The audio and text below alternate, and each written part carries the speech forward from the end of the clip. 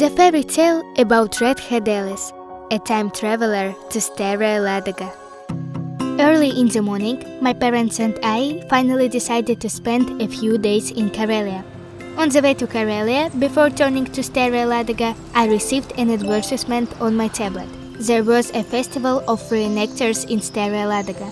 Dad, who is a lover of historical novels, turned there without hesitation, but my mother objected, saying that she would be bored. At that moment, my tablet suddenly showed me the Staraya Ladoga website, where there were one-day creative AR routes. Of course, I joined my dad and said, "Wow, augmented reality! Mom, let's go!" So we decided to stop by for a few hours. We left the car in a convenient parking lot, came to the guest field fair. We drank delicious tea with cheesecakes there, bought t-shirts with pictures of Staraya Ladoga and rented 3D glasses. Then we went to the St. Nicholas Monastery. My mother especially liked it there. Her attention was attracted by the icon of St. Nicholas the Wonder Worker, and it seemed to me that she prayed for a younger brother. We also bought gingerbread at the monastery. Then we rode to the Staraya Ladoga fortress in a carriage. I felt like I was transported 200 years ago. An ancient carriage stopped at the walls of the fortress. My parents and I put on 3D glasses and were transported 1,000 years ago, when the Swedes had been storming the fortress for 5 days. And then I understood why Dad loved history so much. It was a truly grandiose battle, and I also wanted to be proud of the victory of our ancestors. Taking off my glasses, it was great to return from the virtual past to the present day. Suddenly, I understood that I was in a detailed reconstruction of the battle. My mother said that she couldn't even think that it could be so cool. We left the fortress full of impressions and walked along Varyažskaya Street. It turned out to be the very first street in Ras. We put on 3D glasses and found ourselves in the distant past. We were surrounded by merchants from all over the world. The Chinese, Persians and Arabs showed us the goods and crafts of their countries. My head was spinning from such variety. Turning our heads, we suddenly saw the boat with Rurik's coat of arms, the founder of our state. There were so many emotions that we decided to rest a little and take off our glasses. We were in the center of Varyažskaya Street. There was a monument to Rurik and Oleg on the left, and the house of the merchant Kalazin with an ancient car on the right. And at the small pier below there was exactly that boat, Rurik's boat. The boat was going to take us to the Ethno Park. The virtual world unites with the real one. Feeling pretty hungry, we went into the house of the merchant Kalazin. While my mother was looking at different varieties of tea and coffee, oriental sweets and Russian hot pies, the innkeeper suggested that here we could have tea in augmented reality with the great artists whose paintings were hung on the walls. I will definitely get 1,000 likes when I post a video where I'm sitting at a table with real great Vazovsky. We bought some overseas products and decided to plunge back into the quiet monastic life. Varyažskaya Street ends at the gate of one of the most ancient holy places in northwestern Russia. This is the Assumption Monastery. Imagine, the wife of Peter I, Yevdokia Lopukhina, was exiled to this monastery. My father said that the pillar of this monastery is the Assumption Cathedral, which is more than 900 years old.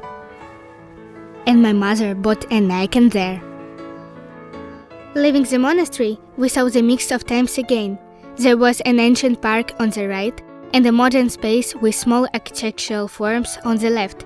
The space led us to an unusual building. It was made of red brick with a green roof. It has a strange name, Riga Schwarz. It turned out it was a garage of the 19th century. Looking at the building, we saw a parking lot for bicycles and electric scooters. That was the garage of the 23rd century. The courtyard was covered with a glass ceiling and it had a carriage exhibition and a wine pastry shop inside. While I was doing a carriage photo shoot, my mother bought not only cakes from the interactive cafe, but also several copies of paintings on a special menu. She was on the 7th heaven and took us to an exhibition of originals. Schwarzbahn consists of two wings, like a bird. One wing displays contemporary artist works. The other wing has got paintings from the Tamil Schwarz collection, which returned to their homeland from the Russian museum. While my parents were walking from painting to painting, I was inside the painting through augmented reality glasses. Virtual Tamilov told me about his friendship with the artists there, and my mother liked the idea of creative dinners, which were organized by the Union of Artists and Architects. Their union was located in the same building. There were wooden houses opposite the Riga Schwarz. In these houses, creative people live in the attic and sell their works on the ground floor. Potters and blacksmiths were working next to the house, and the artists were going to the plein air to the church of St. John the Baptist. That said that it was a real reviver of the spirit of the Tamilov estate and took us to the church to meet the artists. I thought that I would definitely return to study in these creative houses of weavers and lace makers. After talking with the artists, we went down to the Holy Spring. While we were walking, I was counting the steps. There were 119 of them. We got some holy water and climbed to Meleshova mountain to the Paris school. We saw the beauty of ancient buildings again. Red brick, green roof, windows with arches and balconies. We were tired and went into a cafe on the terrace. I admired the view of the river there. It seemed to me that the roof of the building was transparent and I could look beyond the horizon. There was a sign on the building, Creative Lessons.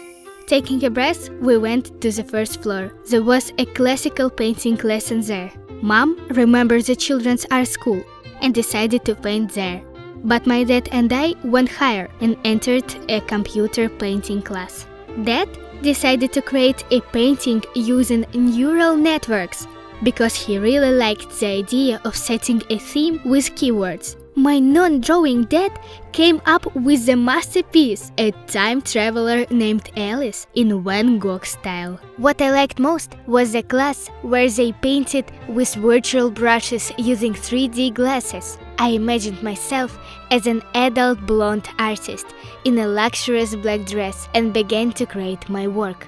There was so much creativity and imagination in the lesson that I didn't notice how an hour had passed. And that was exactly what I missed at school, because I completely forgot about my phone. I came up with such a cool picture that I decided to surprise my parents and give it to them. And, of course, I met my dad next to the printer.